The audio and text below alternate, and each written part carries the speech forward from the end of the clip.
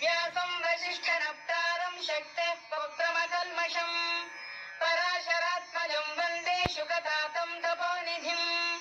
व्यासाय विष्णुरूपाय व्यासरूपाय विष्णवे नमो वै ब्रह्मनिधये वासिष्ठाय नमो नमः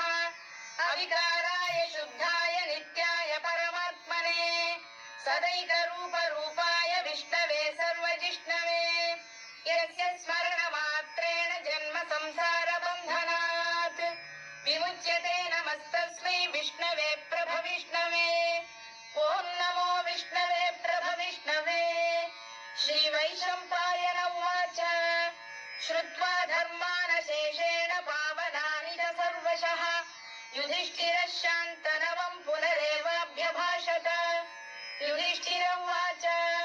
किमेकं दैवतं लोके किं वाप्येकं परायणम् स्तुवन्तः कङ्कमर्चन्तः प्राप्नुयुर्मानवा शुभम् को धर्मः सर्वधर्माणां भवतः परमो मतः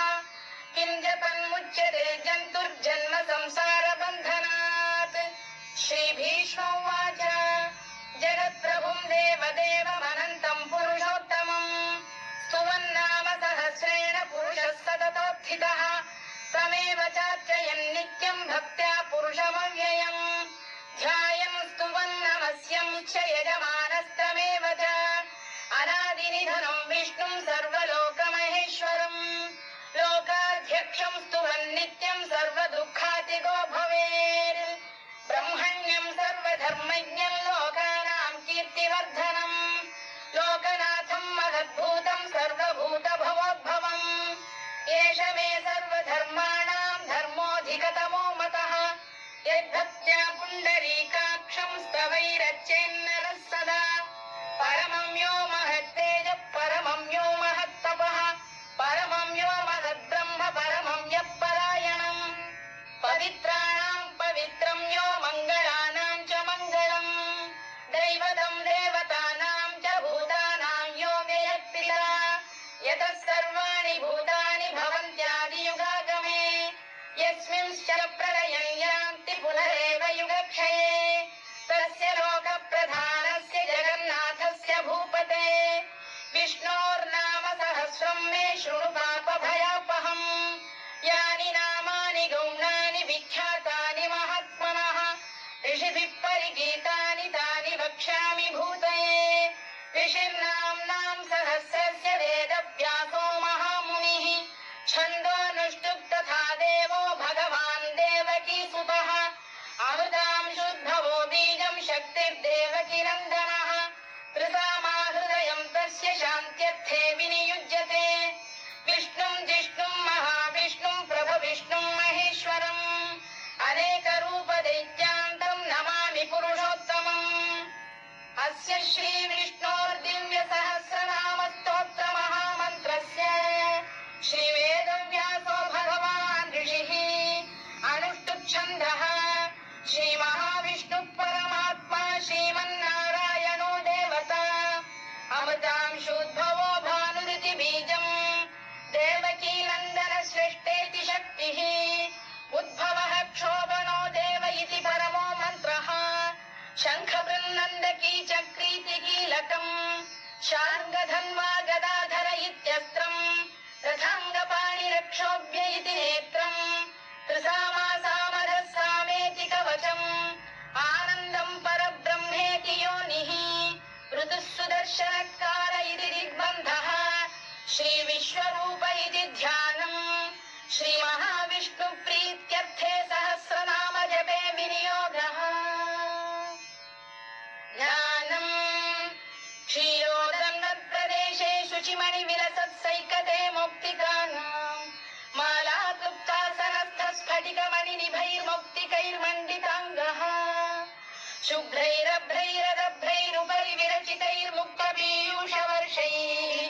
आनन्देन पुनीयादरिनरिन गदा शङ्खपाणिर्मुकुन्दः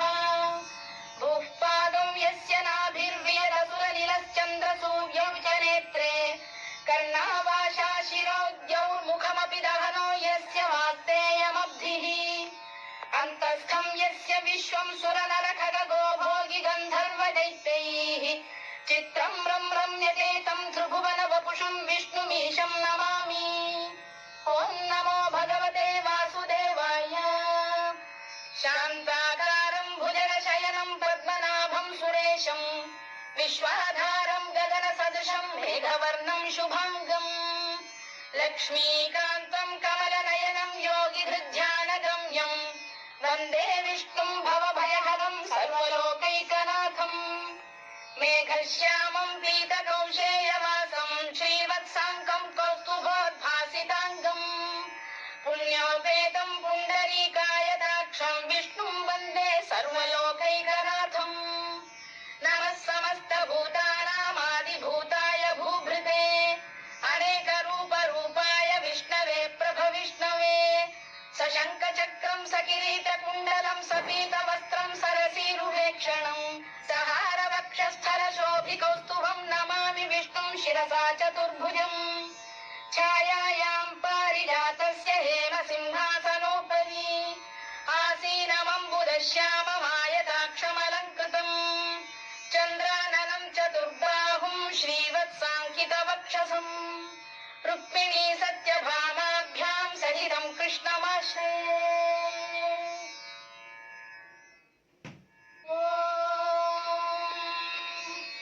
विश्वं विष्णुर्वषत्कारो भूतभव्यभवत्प्रभुः भूतकृद्भूतभृद्भावो भूतात्मा भूतभावनः भूतात्मा परमात्मा च मुक्तानां परमागतिः अव्ययः पुरुषः साक्षी क्षेत्रज्ञोऽक्षर एव च योगो योगविदां नेता प्रधानपुरुषेश्वरः नारसिंहवपुः श्रीमान् केशवः पुरुषोत्तमः सर्वशर्व शिवस्थाणुर्भूतादिर्निधिरव्ययः सम्भवो भावनो भक्ता प्रभव प्रभुरीश्वरः स्वयंभूः शम्भुरादित्यः पुष्कराक्षो महस्वनः अनादिनिधनो धाता विधाता धातुरुत्तमः अप्रमेयो ऋषिकेश पद्मनाभो मरप्रभुः विश्वकर्मा मनुस्पष्टा स्थविष्ठस्थविरो ध्रुवः अग्राह्यः शाश्वतकृष्णो लोहिताक्षप्रदर्दनः प्रभूतस्त्रिककुब्धाम पवित्रं मङ्गलं परम् ईशानप्राणदप्राणो ज्येष्ठः श्रेष्ठः प्रजापतिः हिरण्यगर्भो भूगर्भो माधवो मधुसूदनः ईश्वरो विक्रमी धन्वी मेधावी विक्रमक्रमः अनुत्तमो दुराधर्षः कृतज्ञकृतिरात्मवान् सुरेशः शरणं शर्म विश्वरेता प्रजाभवः अधः संवत्सरो व्यालप्रत्ययः सर्वदर्शनः अजः सर्वेश्वरः सिद्धः सिद्धिः सर्वादिरच्युतः वृषाकपिरवेयात्मा सर्वयोगविनिःसृतः वसुर्वसुमनः सत्यः समात्मा संमितः समः अमोघः पुण्डरीकाक्षो वृषकर्मा वृषाकृतिः रुद्रो बहुशिरा बभ्रुर्विश्वयोनिश्च्युतिश्रवाः अमृतः शाश्वतस्थाणुर्वरारोहो महातपाः सर्वगः सर्वविद्वानुर्विश्वक्सेनो जनार्दनः वेदो वेदविदव्यङ्गो वेदाङ्गो वेदवित्कविः लोकाध्यक्षः सुराध्यक्षो धर्माध्यक्षकृताकृतः चतुरात्मा चतुर्व्यूहश्चतुर्दंष्टः चतुर्भुजः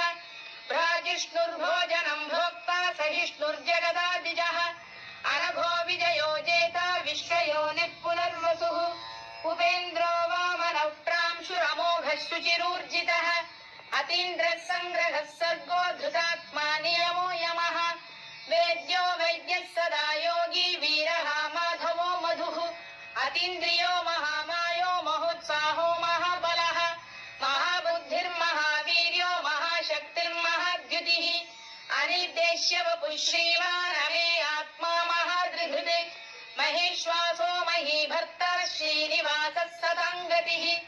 अनिरुद्धः सुरानन्दो गोविन्दो गोविदाम्पतिः मरीचिर्दमनो हंसः सुपर्णो भुजगोत्तमः हिरण्यनाभः सुतपाः पद्मनाभः प्रजापतिः अमृत्युः सर्वदृक्सिंहः सन्धाता सन्धिमान् स्थिरः अजो दुर्मर्षणः शास्ता विश्रुतात्मा सुरारिः गुरुर्गुरुतमो धाम सत्यः सत्यपराक्रमः निमिषो निमिषः सद्वी वाचस्पति पतिरुदारधीः अग्रणी ब्राह्मणी श्रीमान् न्यायो नेता समीरणः सहस्रमूर्धा विश्वात्मा सहस्राक्षः सहस्रपात् आवर्तनो निवृत्तात्मा संवृतः सम्प्रवर्धनः अधः संवर्तको वह्निरहिरो धरणीधरः सुप्रसाद प्रसन्नात्मा विश्वधृक् विश्वभुग्विभुः सत्कर्ता सत्कृतः साधु जन्मुर्नारायणो नरः असंख्येयो प्रमेयात्मा विशिष्टः शिष्टकृच्छुचिः सिद्धार्थ सिद्ध संकल्प सिद्धिदः सिद्धिसाधनः वृषाही वृषभो विष्णुर्वृषपर्वा वृषोदरः वर्धनो वर्धमानश्च विविक्तः श्रुतिसागरः सुभुजो दुर्धरो वाग्मी महेन्द्रो वसुदो वसुः नैकरूपो बृहद्रूपः शिपिविष्टप्रकाशनः ओजस्तेजोद्युदिधर प्रकाशात्मा प्रतापनः वृद्धस्पष्टाक्षरो मन्त्रश्चन्द्रांशुर्भास्करद्युतिः अमृतांशुद्धवो भानुः शशबिन्दुः सुरेश्वरः औषधं जगतः सेतुः सत्यधर्मपराक्रमः भूतभव्यभवन्नाथः पवनः पावनो नरः कामः कामकृत्कान्तः कामः कामप्रदप्रभुः युगादिकृद्युगावर्तो नैकमायो महाशनः अदृश्यो व्यक्तरूपश्च सहस्रजिदनन्तजित् इष्टो विशिष्टः शिष्टेष्टः शिखण्डी नकुशो वृषः क्रोधः क्रोधकृत्कर्ता विश्वबाहुर्महीधरः अच्युत प्रतिथ प्राण प्राणदो वासवानुजः अपां निधिरधिष्ठानमप्रमत्त प्रतिष्ठितः स्कन्द स्कन्दधरो धुर्यो वरदो वायुवाहनः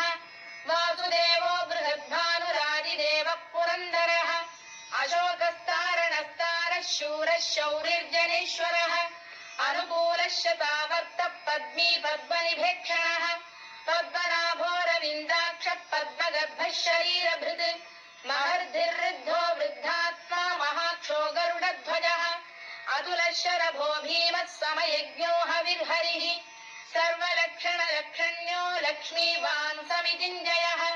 विक्षरो रोहितो मार्गो हेतुर्दामोदरः सः महीधरो महाभागो वेगवानमिताशनः उद्भवः क्षोभणो देवः श्रीगर्भः परमेश्वरः करणं कारणं कर्ता विकर्ता गहनो गुहः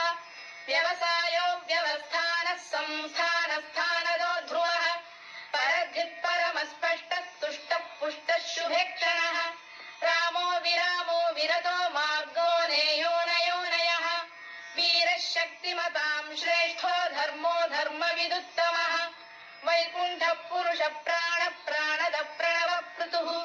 हिरण्यगर्भः शत्रुघ्नो व्याप्तो वायुरधोक्षजः ऋतुः सुदर्शनकार परमेष्ठी परिग्रहः उग्रः संवत्सरो दक्षो विश्रामो विश्वदक्षिणः विस्तारस्थावरस्थाणु प्रमाणं बीजमव्ययम् अर्थोऽनर्थो महाकोशो महाभोगो महाधनः अनिर्विण्णस्थविष्ठो भूर्धर्मयूपो महामखः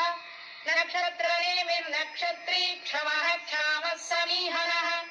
यज्ञयुज्यो महेज्यश्च क्रतुः सत्रं सदाङ्गतिः सर्वदर्शी विमुक्तात्मा सर्वज्ञो ज्ञानमुत्तमम् सुव्रतः सुमुखः सूक्ष्मः सुघोषः सुखदः सुहृद् मनोहरोजितक्रोधो वीरबाहुर्विदारणः स्वापनः स्ववशो व्यापी नैकात्मानैककर्मकृत् वत्सरो वत्सरो वत्सी रत्नगर्भो धनेश्वरः धर्मकृद्धर्मकृद्धर्मी सदसक्षरमक्षरम् अविज्ञाता सहस्रांशुर्विधाता कृतलक्षणः गभस्तिरेभिः सत्तः सिंहो भूतमहेश्वरः आदिदेवो महादेवो देवेशो देवभृद्गुरुः उत्तरो गोपतिर्गोप्ता ज्ञानगम्यः पुरातनः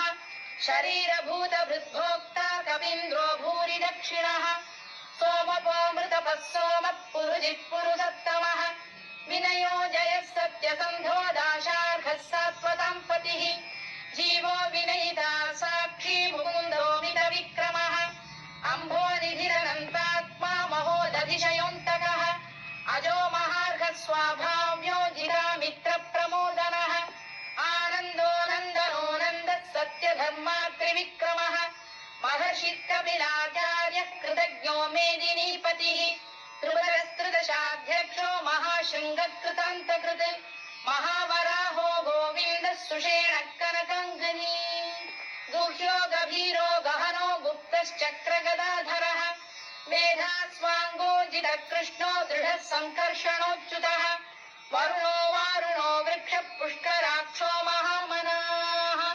भगवान् भगहानन्दी वनमाली हलायुधः आदित्यो ज्योतिरादित्यः सहिष्णुर्गतिसत्तमः सुधन्वाखण्ड परशुद्धारुणोद्रविणप्रदः दिवस्पृक् सर्वदृग्व्यासो वाचस्पतिरयो निजः त्रिसामासामगः साम निर्वाणम् भेषजम् भिषज सन्न्यासकृच्छमशान्तो निष्ठा शान्तिपरायणम् शुभाङ्गः शान्तिदः स्रष्टा कुमुदः कुमलेशयः गोहितो गोपतिर्गोप्ता वृषभाक्षो वृषप्रियः अनिवर्ती निवृत्तात्मा संक्षेप्ता क्षेमकृच्छिवः श्रीवत्सवक्षा श्रीवासः श्रीपतिः श्रीमताम्बरः श्रीधः श्रीशः श्रीनिवासः श्रीनिधिः श्रीविभावनः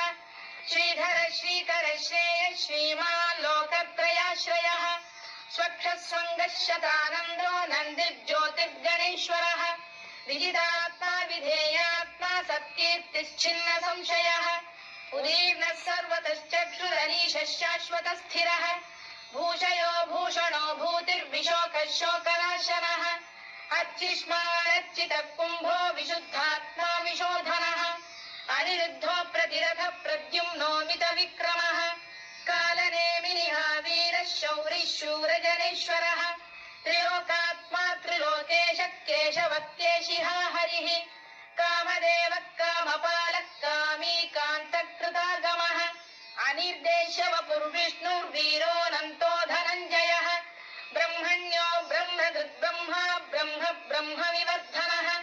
ब्रह्मविब्राह्मणो ब्रह्मी ब्रह्मज्ञो ब्राह्मणप्रियः महाकमो महाकर्मा महातेजा महोरगः महाकतुर्महायज्ञो महायज्ञो महाहविः स्तव्यस्तव प्रियस्तोत्रम् स्तुतिस्तोतारणप्रियः पूर्णः पूरयिता पुण्यः पुण्यकीर्तिरनामयः मनोजवस्तीर्थकरो वसुरेता वसुप्रदः वसुप्रदो वासुदेवो वसुर्वसुमनाहविः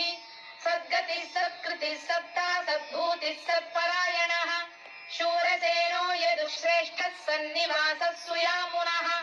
भूतावासो वासुदेवः सर्वासु निलयो नलः दत्तः दत्तदो दृप्तो दुर्धरोऽथा पराजितः विश्वमूर्तिर्महामूर्तिर्दीप्तमूर्तिरमूर्तिमान् अनेकमूर्तिरव्यक्तः शतमूर्तिः शताननः एकोनैकः स वक्र किं यत्तत्पदमनुत्तमम् लोकबन्धुर्लोकनाथो माधवो भक्तवत्सलः सुवर्णवर्णो हेमाङ्गो वराङ्गश्चन्दनाङ्गदी वीरः विषमः शून्यो घृताशीरचरश्चलः अमानी मानदो मान्यो लोकस्वामीति लोकभृत् सुमेधा मेधजो धन्यः सत्यमेधाधराधरः तेजो वृषोद्युतिधरः सर्वशत्रभृताम्बरः प्रग्रहो निग्रहो व्यग्रो नैकशृङ्गो गदाग्रजः चतुर्मूर्तिश्चतुर्बाहुश्चतुर्व्यूहश्चतुर्गतिः चतुरात्मा चतुर्भावश्चतुर्वेदविदेकपात् समावर्तो निवृत्तात्मा दुर्जयो दुरधिक्रमः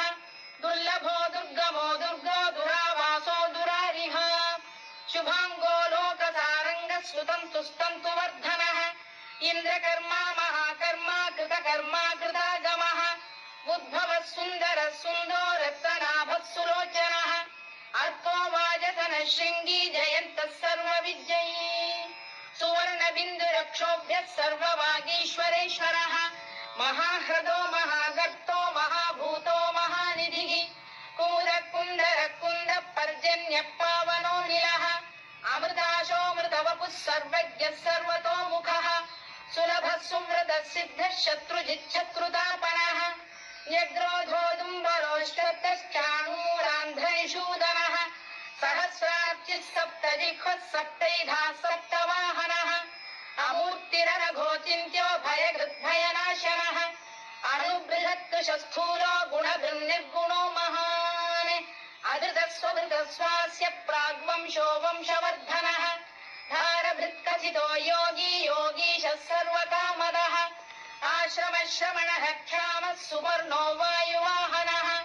धनुर्धरो धनुर्वेदो दण्डो दमयिता दमः अपराजितः सर्वसहो नियन्ता नियमो यमः सत्त्ववान् सात्विकः सत्यः सत्यधर्मपरायणः अभिप्रायप्रियार्घोरप्रियकृत्प्रीतिवर्धनः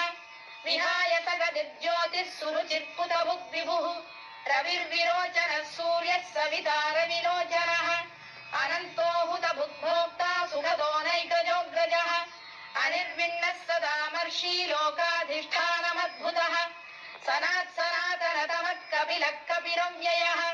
स्वस्तिदः स्वस्तिकृत् स्वस्तिः स्वस्तिभुक् स्वस्ति दक्षिणः अरौद्रः कुण्डली चक्री विक्रम्यूर्जितशासनः शब्दातिगः शब्दसः शिशिरः शर्वरीकरः अक्रूरप्रेषलो दक्षो दक्षिणः क्षमिणाम्बरः विद्वत्तमो वीतभयः पुण्यश्रवणकीर्तनः उत्तारणो दुष्कृतिः पुण्यो दुःस्वप्रनाशनः वीरः रक्षणः सन्तो जीवनपर्यवस्थितः अनन्तरूपोऽनन्तश्रीर्जितमन्युर्भयापहः चतुरश्रो गभीरात्मा विदिशो व्यादिशो दिशः अनादिर्भूर्भुवो लक्ष्मी सुवीरो रुचिराङ्गदः जननो जनजन्मादिर्भीमो भीमपराक्रमः आधारनिलयो धाता पुष्पहास प्रजागरः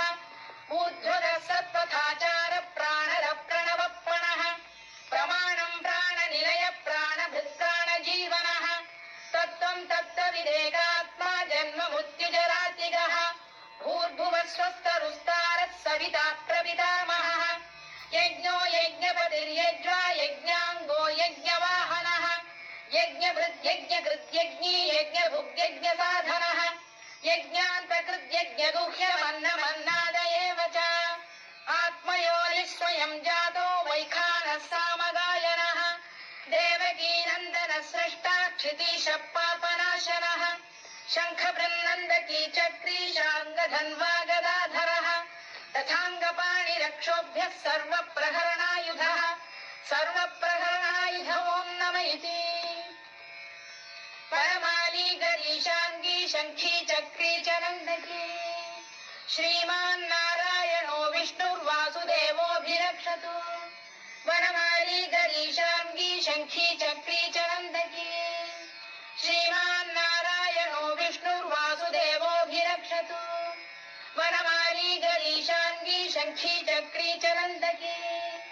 श्रीमान्नारायणो विष्णुर्वासुदेवोऽभिरक्षतु इतीदं कीर्तनीयस्य केशवस्य महात्मनः नाम्नां सहस्रं दिव्यानामशेषेण प्रकीर्तितम् य इदं शृणुयात् नित्यं यश्चापि परिकीर्तयेत् नाशुभं प्राप्नुयात् किञ्चित् सोमुत्रेह च मानवः वेदान्तको ब्राह्मणः स्यात् क्षत्रियो विजयी भवेत् वैश्यो धनसमृद्धः स्यात् शूद्रः सुखमवाप्नुयात् धर्मार्थी प्राप्नुयात् धर्ममर्थार्थी चार्थमाप्नुयात् कामानवाप्नुयात् कामी प्रजार्थी चाप्नुयात् प्रजाम् भक्तिमान् यः सदोत्थाय शुचिस्तद्गतमानसः सहस्रं वासुदेवस्य नाम्नामेतत्र कीर्तयेत् यशः प्राप्नोति विपुलं याति प्राधान्यमेव च अचलां श्रियमाप्नोति श्रेयः प्राप्नोत्यनुत्तमम् न भयं क्वचिदाप्नोति वीर्यं तेजश्च विन्दति भवत्य रोगोद्युतिमान् बलरूपगुणान्वितः रोगात्तो मुच्यते रोगात् बद्धो मुच्येत बन्धनात् भयान्मुच्येत भीतस्तु मुच्येतापन्नः पदः दुर्गाण्यतितरत्याशु पुरुषः पुरुषोत्तमम् सुवन्नाम सहस्रेण नित्यं भक्तिसमन्वितः वासुदेवाश्रयो मर्त्यो वासुदेवपरायणः सर्वपापविशुद्धात्मा याति ब्रह्म सनातनम् न वासुदेव भक्तानामशुभं विद्यते क्वचित् जन्म मृत्युजरा व्याधि भयं नैवोपजायते इमं स्तवमधीयानः श्रद्धा भक्तिसमन्वितः युज्येतात्मसुखक्षान्ति श्रीधृतिस्मृतिकीर्तिभिः न क्रोधो न च मात्सर्यं कामं न लोभो न शुभामतिः भवन्ति कृतपुण्यानां भक्तानां पुरुषोत्तमे द्यौसचन्द्रार्कनक्षत्राखं दिशो भूर्महोदधिः वासुदेवस्य वीर्येण विधृतानि महात्मनः ससुरासुरगन्धर्वं स यक्षोरगराक्षसम् जगत्वशे वर्ततेदं कृष्णस्य सचराचरम् इन्द्रियाणि मनोबुद्धिः सत्त्वं तेजो बलं धृतिः वासुदेवात्मकान्याहुः क्षेत्रं क्षेत्रज्ञ एव च सर्वागमानामाचार प्रथमं परिकल्पते आचारप्रभवो धर्मो धर्मस्य प्रभुरच्युतः ऋषयः पितरो देवा महाभूतानि धातवः जङ्गमाजङ्गमं चेदं जगन्नारायणोद्भवम् योगो ज्ञानं तथा साङ्ख्यं विद्या शिल्पादिकर्म च वेदाः शास्त्राणि विज्ञानमेतत् सर्वं जनार्दनात् एको विष्णुर्महद्भूतं पृथग्भूतान्यनेकशः त्रीलोकान् व्याप्य भूतात्मा भुङ्क्ते विश्वभुवव्ययः इमं स्तवं भगवतो विष्णो व्यासेन कीर्तितम् पठेद्य इच्छेत् पुरुषः श्रेयः प्राप्तुं सुखानि च विश्वेश्वरमजं देवं जगतः प्रभुमव्ययम् भजन्ति ये पुष्कराक्षं न ते यान्ति पराभवम् न ते यान्ति पराभवम् ओन्नम इति अर्जुनोवाच पद्मपत्रविशालाक्ष पद्मनाभसुरोत्तम भक्तानामनुरक्तानां त्राता भव जनार्दन श्रीभगवानुवाच यो मां नाम सहस्रेण स्तोतुमिच्छति पाण्डव सोऽहमेकेन श्लोकेन स्तुत एव न संशयः स्तुत एव न संशयोऽन्नम इति व्यास उवाच वासनाद् वासुदेवस्य वासितं भुवनत्रयम् सर्वभूतनिवासोऽसि वासुदेव नमोऽस्तु ते वासुदेव नमोऽस्तु ते ॐ नम इति पार्वत्युवाच केनोपायेन लघुना विष्णोर्नाम सहस्रकम् पठ्यते पण्डितैर्नित्यं श्रोतुमिच्छाम्यहं प्रभो ईश्वर उवाच श्रीराम राम रामेति रमे रामे मनोरमे सहस्रनाम तत्तुल्यं राम नाम वरानने श्रीराम राम रामेति रमे रामे मनोरमे सहस्रनाम तत्तुल्यं राम नाम वरानने